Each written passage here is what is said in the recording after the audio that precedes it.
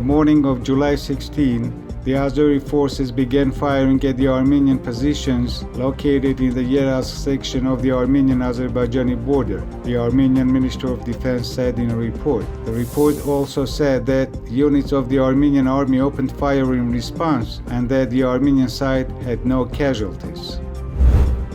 The Armenian service of the Voice of America asked the U.S. Department why the U.S. ambassador, as well as the French and Russian ambassadors to Azerbaijan, did not join the group of diplomats who visited Shushi and other regions of Artsakh currently under Azerbaijani occupation.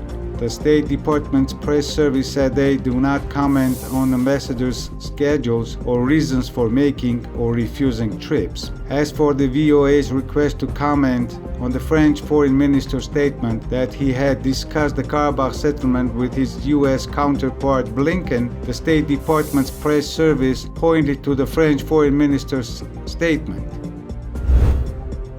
European Council President Charles Michel is set to start a two-day visit to Armenia on July 16. He is scheduled to meet with acting Prime Minister Nikol Pashinyan as well as with President Armen Sarkisyan.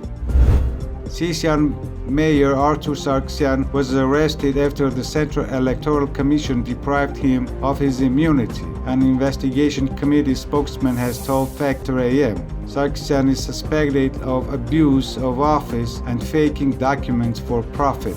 In a separate episode, a Yerevan court delivered a ruling today to detain for 2 months the mayor of Goris. Arush Arushanyan, who was running for parliament from the Armenia bloc, has been charged with vote buying during the past parliamentary elections as well as other crimes related to voting. An Istanbul court has ruled that Turkish-Armenian journalist Hrant Dink was murdered upon the orders and goals of US-based Islamic preacher Fethullah Gulen, Duvar English reported. Dink, who was the editor-in-chief of Turkish-Armenian weekly Akos, was shot dead outside his office in Shishli by then 17-year-old Ogun Samast on January 19, 2007. After the murder, tens of thousands gathered in central Istanbul to mourn. The massive flooding that hit western Germany have killed more than 103 people and wiped out several houses. Hundreds are unaccounted for. German Chancellor Angela Merkel has pledged full support for the victims of some of the country's worst flooding in decades.